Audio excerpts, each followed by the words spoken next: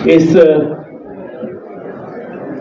73वें विमुक्ति दिवस पर आयोजित इस राष्ट्रीय समागम में आए सभी साथियों को, वरिष्ठ नेताओं को, मेरी बहनों को, भाई दोस्तों, सभी लोगों को मेरी तरफ से बहुत बहुत नमस्कार, सत श्री अकाल, आदाब।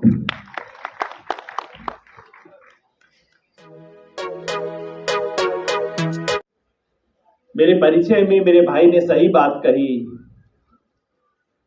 कि बाकी किसी कार्यक्रम में मैं जाऊं या ना जाऊं, अगर विमुक्त घुमंतु समाज का कोई भी कार्यक्रम हो, 5 लोग भी उसमें हो, तो मैं उसमें जरूर जाऊंगा।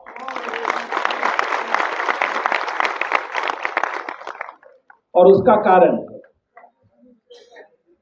मैं खुद इस समाज में पैदा नहीं हुआ हूं, लेकिन मैं समझता हूं इंसानियत का सबसे बड़ा इम्तिहान, टेस्ट इस बात में नहीं है कि जिस परिवार में, जिस खानदान में, जिस जात बिरादरी में आप पैदा हुए, आप उसका झंडा उठाएं। ये बात सही है, सामान्य है, होता है दुनिया में। लेकिन जब आप अपने जन्म के संयोग से अलग होके, जहां पैदा हुए हैं उस संयोग से अलग होके किसी और का दुख दर्द समझ सकें, तभी आप इंसान बनते हैं। जब कोई मर्द खड़ा होके कहता है कि वैसे मैं पैदाइशी तो मर्द हूं, लेकिन औरतों के साथ बड़ी गैर इंसाफी हो रही है, मैं उसके लिए खड़ा हूं। जब घर में कोई औरत पिटती है, बेटी पिटती है, और जो आदमी, जो भाई, जो पड़ोसी उसके लिए खड़ा होता है, वो अपने आप को इंसान साबित करता है। मैं यहां इसलिए हूं कि मैं बहुत वक्त से, जब से जान पाया, बचपन में तो इन चीजों को समझने का मौका नहीं मिलता था। कभी कभी गाड़िया लुहार दिख जाते थे, कभी सपेरे दिख जाते थे, कभी नट समाज के लोग दिख जाते थे। हम भी बच्चे की तरह उसमें एंटरटेनमेंट देखते थे।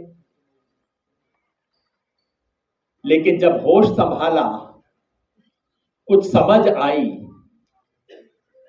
तो मुझे पता लगा कि आज इस आजाद भारत में आज भी गुलामी की जिंदगी जीने के लिए मजबूर अगर कोई वर्ग है, तो वो ये विमुक्त समाज है। नाम है विमुक्त। 73 साल पहले सरकार ने कागज पे तो मुक्त कर दिया, लेकिन जमीन पे आज भी मुक्त नहीं हुआ।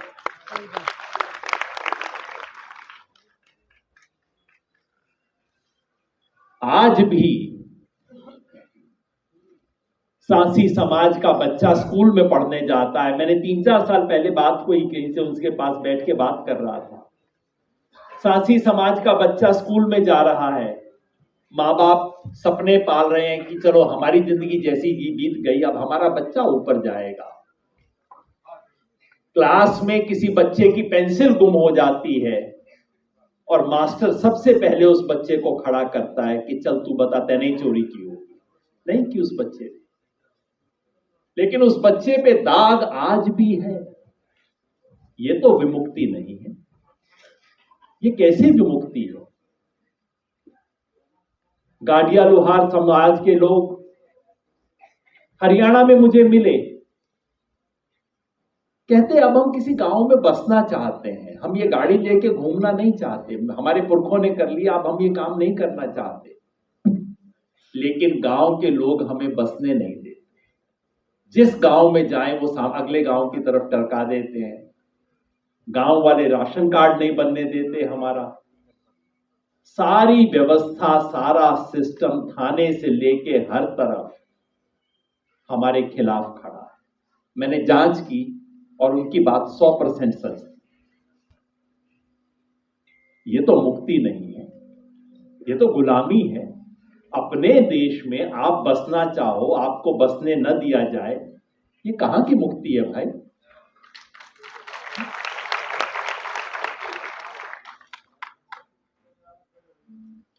मेरे दोस्त ने इतना सुंदर गीत गाया,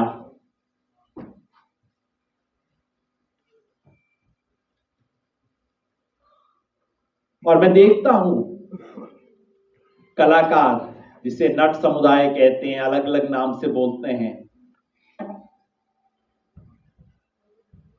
इतनी शानदार कला है।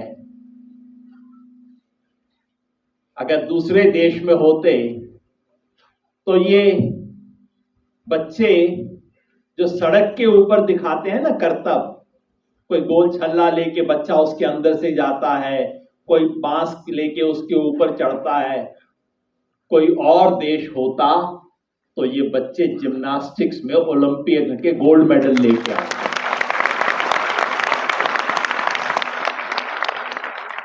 लेकिन हमारा देश है जिसमें इस शानदार कला को उनकी नीचता की निशानी माना जाता है, उनकी ऊंचाई की निशानी नहीं माना जाता।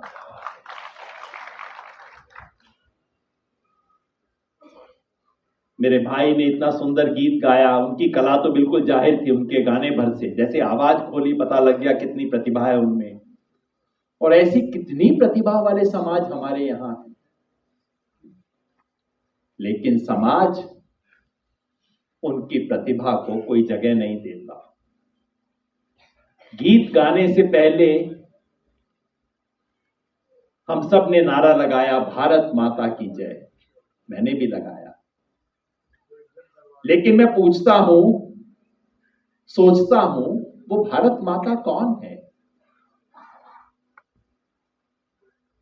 पता नहीं क्यों जब हम भारत माता के बारे में सोचते हैं हमारे मन में एक कैलेंडर आता है। एक कैलेंडर पे एक मुकुट लगाए हुए, साड़ी पहने हुए एक औरत की तस्वीर आती है, और हम पता नहीं क्यों कहते हैं ये भारत माता है। मेरे मन में ये तस्वीर नहीं आती। मैं जब भारत माता की सोचता हूं तो धान के खेत में रोपाई करती हुई औरतें जो यूं कमर मोड़ के खड़ी रहती हैं, घंटों घंटों काम करती है, कमर टूट जाए किसी की भी वो काम करने पे, मेरे लिए वो भारत माता है। सपेरा समाज की जिन बहनों ने मेरा सम्मान किया, मेरी बहनों तुम मेरे लिए भारत माता है।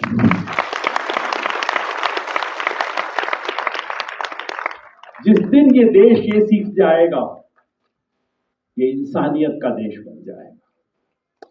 और मैं आज, इसलिए मैंने कहा जहां 5 लोग भी मुझे बुलाए मैं जाता हूं, क्योंकि आज नहीं, आज आपका वजन नहीं है समाज में, राजनीति में, प्रशासन में, आईएएस अफसर में, आईपीएस अफसर में वजन नहीं है। लेकिन इस हॉल में कोई अंबेडकर बैठा हुआ है, मैं उसे पहचान नहीं पा रहा, लेकिन एक फुले, एक अंबेडकर इस कमरे में बैठा हुआ है। और जिस दिन उस फुले, उस अंबेडकर की आवाज उठेगी, ये समाज संगठित होगा, अपनी प्रतिभा को पूरे देश के सामने लेके जाएगा। उस दिन वो 5 लोगों की मीटिंग, वो 50 लोगों की मीटिंग इतिहास के पन्ने में दर्ज होगी।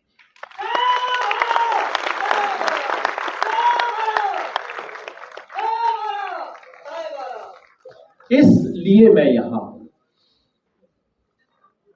आपके साथियों ने तमाम प्रयास किए हैं। आप लोगों ने एक बहुत अच्छा मेमोरेंडम भी तैयार किया है। उस मेमोरेंडम की ज्यादातर बातों से मैं सहमत हूं। भारत सरकार ने आयोग भी बनाया है, रेनके आयोग बनाया, जिसपे किसी सरकार ने लागू नहीं किया है। मुझे उम्मीद है कम से से कम बाहर बोर्ड पे लिखा हुआ था कि माननीय मंत्री जी इस कार्यक्रम में आएंगे।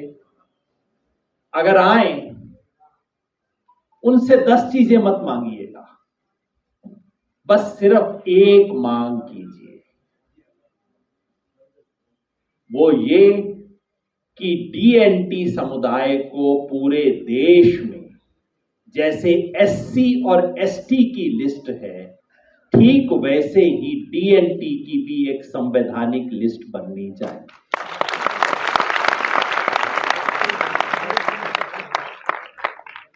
कोई पूछेगा कि लिस्ट बनने से क्या हो जाएगा? भाई,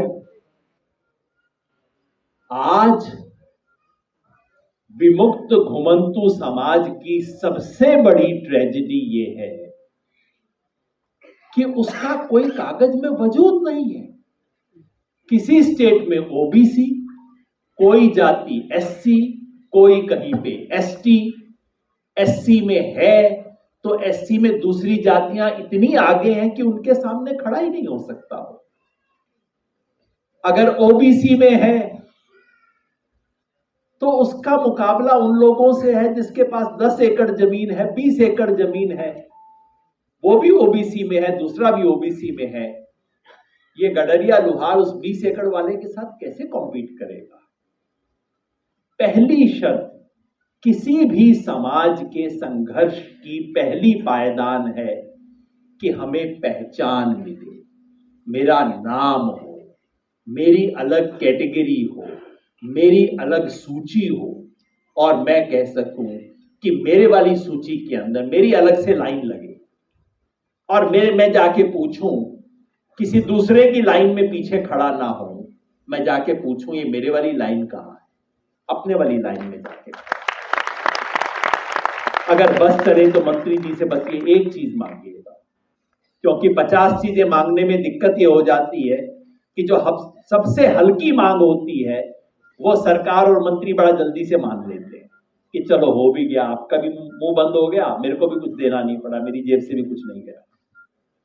करना यही चाहिए। और ये मैं पार्टी की बात नहीं कह रहा हूं, सच बात ये है, किसी पार्टियों ने इस देश में डीएनटी समुदाय के साथ न्याय नहीं किया।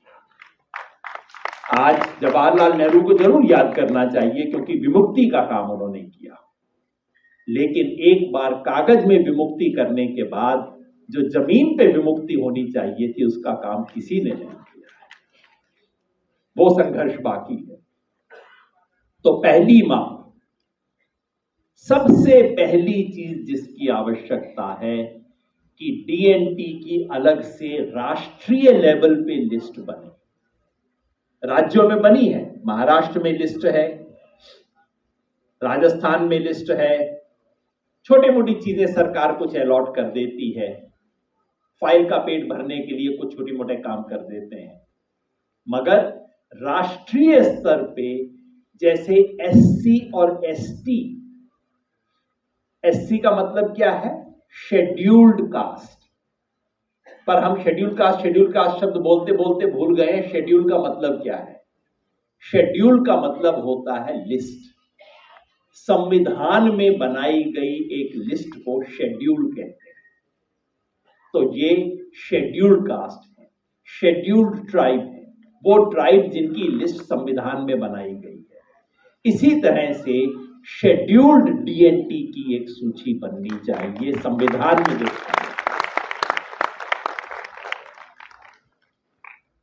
जब तक वो नहीं हो सकता, क्योंकि ये बड़ा काम है, ये बड़ा काम किसी एक मंत्री के हां करने से होगा नहीं, इसके लिए देश के संविधान में एक संशोधन करना पड़ेगा जिसकी जरूरत है। एससी एसटी के अलावा ओबीसी का हो गया, लेकिन एससी एसटी के अलावा किसी का भी क्लेम बनता था, ओबीसी से भी पहले बनता था, तो वो डीएनटी का क्लेम बनता था, वो नहीं किया गया। तो इसके लिए संविधान बदलना होगा, लंबा संघर्ष होगा। मैं आपको पहले से बता दूं, आपको कम से कम 50,000 1 लाख लोगों को दिल्ली शहर में लाके बैठना पड़ेगा। जैसे किसान 13 महीने के लिए बैठे थे ना, उसी तरह से आपको भी बैठना पड़ेगा। ये काम कल परसों में होने वाला नहीं है, लंबी लड़ाई है इस चीज की, लेकिन उस लंबी लड़ाई की तैयारी आज से शुरू करनी पड़ेगी। और उसमें पहली मांग आप ये कर सकते हैं कि जहां भी एससी की लिस्ट में डीएनटी है, एसटी की लिस्ट में डीएनटी है या ओबीसी की लिस्ट में डीएनटी है, उनके लिए एससी के अंदर, एसटी के अंदर या ओबीसी के अंदर एक अलग कैटेगरी, उनका डब्बा, उनका खाना अलग बना दिया जाए। और इस लिहाज से सुप्रीम कोर्ट का अभी पिछले महीने जो फैसला आया है, ये बहुत अच्छा फैसला है, ऐतिहासिक फैसला है।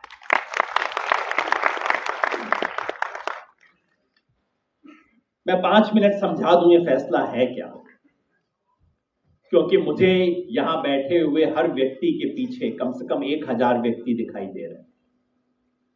यहां समाज की क्रीम है, यहां डीएनटी समाज के वो लोग हैं जो खुद किसी ना किसी संयोग से, अपनी मेहनत से, किसी काम से दो पायदान ऊपर चढ़ गए। कुछ को शिक्षा मिल गई है, किसी की आर्थिक स्थिति थोड़ा ठीक हो गई है। मतलब वो लोग हैं जो आगे जाके समाज में सैकड़ों हजारों लोगों को संदेश दे सकते हैं, जिनको समाज अपना लीडर मानता है। तो इस कमरे में कार्यकर्ता नहीं है, लीडर है सब।